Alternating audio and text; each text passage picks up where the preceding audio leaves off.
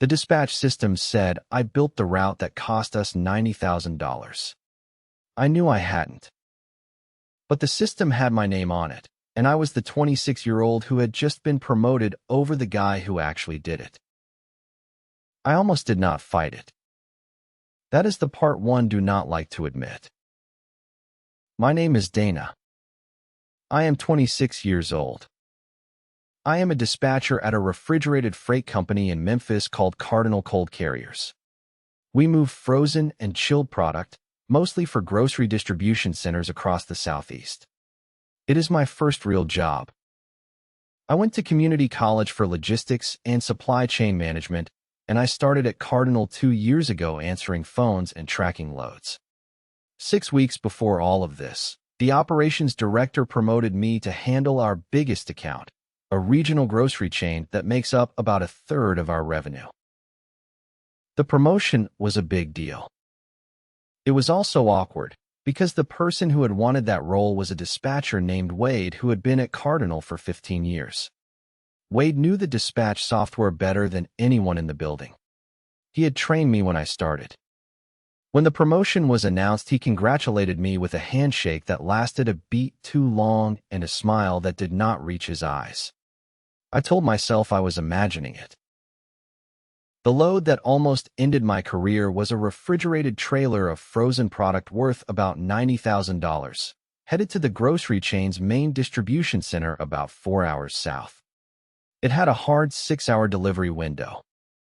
Frozen product has to stay below a certain temperature the entire trip, and the receiving dock penalizes late arrivals because a late truck throws off their whole unloading schedule. This was a load you did not get wrong. I built the route the evening before. I remember building it. It was a clean, direct run down the interstate, the same route we had used for that distribution center 100 times. I assigned it to one of our best drivers, confirmed the pickup time, and went home at 5:15. The next morning, I came in at 7 to handle the live tracking. The truck was not where it should have been. It was 90 miles off the direct route, crawling through a construction corridor on a state highway. The driver called me confused, said his in-cab unit had routed him that way overnight, and he had followed it because that is what the unit is for. By the time he got to the distribution center, he was 4 hours late. The product had partially thawed in the delays. The receiving dock rejected the entire shipment. The grocery chain's procurement manager called our operations director directly and said if this happened again, they would put the contract out to bid. $90,000 of product. Our biggest client threatening to walk. And when the operations director pulled up the load in the dispatch system to see what had gone wrong, the route assignment showed my name. Last modified by Dana.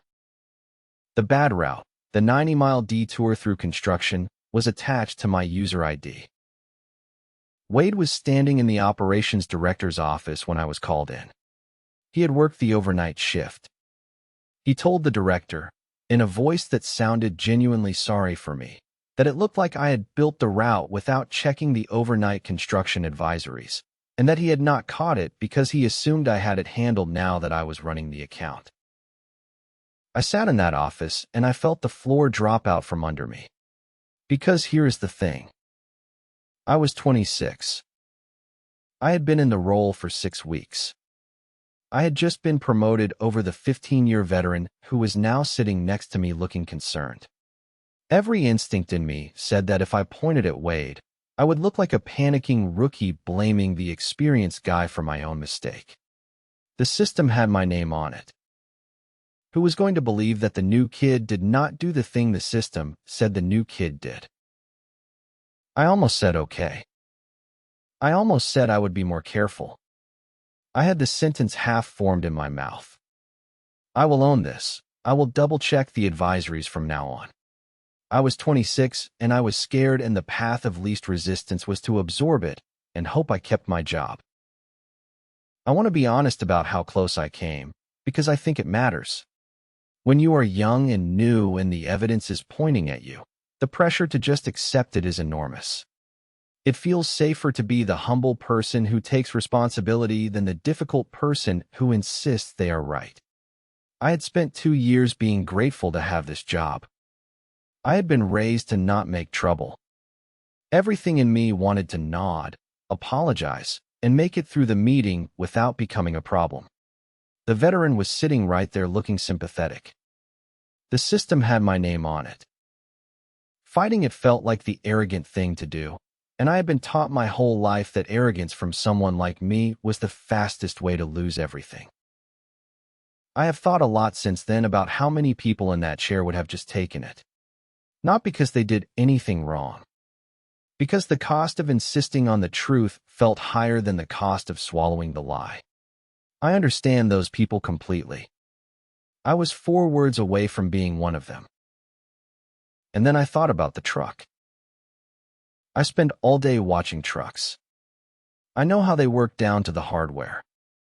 Our trucks do not just run on the dispatch software. Every truck carries a fleet telematics unit, a separate GPS device bolted into the cab, made by a third-party company we contract with. The telematics unit logs the truck's actual position every 30 seconds. And it logs something else. Every time a route change gets pushed to the in-cab navigation, the telematics system records the push, which user pushed it, from which terminal, at what exact time. The dispatch software and the telematics system are 2 different systems made by 2 different companies. Wade knew the dispatch software. He could change what the dispatch software showed. But the telematics push log was not his to touch. I asked the operations director for 10 minutes. I went to my desk. I logged into the telematics portal, which is a completely separate login from our dispatch system. I pulled the route push history for that specific truck for the previous 24 hours. There were 2 route pushes. The first push was my route. The clean, direct interstate run. Pushed at 5:14 in the evening, under my user ID, from my terminal. Right before I went home. The second push was the detour. The 90-mile construction corridor that thawed the load. It was pushed at 2:47 in the morning. Under Wade's user ID. From Wade's terminal. During his overnight shift. 9 hours after I had left the building. I printed both reports. I printed the dispatch software screen that showed my name on the assignment. And I printed the telematics push log that showed Wade's user ID on the route that actually went to the truck. I walked back into the operations director's office and I put them on the desk side by side, and I did not say anything dramatic. I just said, the dispatch system shows the last edit, but the telematics shows what actually got pushed to the truck, and these 2 pushes were made 9 hours apart by 2 different people. The operations director looked at the 2 pages for a long time. Then he looked at Wade. Wade had gone very still. I did not stay to watch the rest of that conversation. I was asked to step out, and I did. Wade did not come back after that week. The official word was that he had decided to pursue other opportunities. Nobody on the floor said anything to me directly, but the way a few of the older dispatchers nodded at me in the break room over the following days told me they had put it together. The grocery chain kept the contract. The operations director personally called their procurement manager and walked her through what had happened, and she appreciated the honesty enough to give us another chance. We have not been late since. I got a small raise a month later. The operations director told me, almost in passing, that he should have built better safeguards into who can edit a route after a handoff, and that he was going to. He thanked me for not letting it go. The following Monday, I came in at 7 like I always do. I got my coffee. I sat down at my station. The first call of the morning came in at 7:04, a driver checking in on a chilled load headed to Birmingham. I pulled up his route, confirmed his window, and told him he was good to go. It was an ordinary morning. I was glad to have it,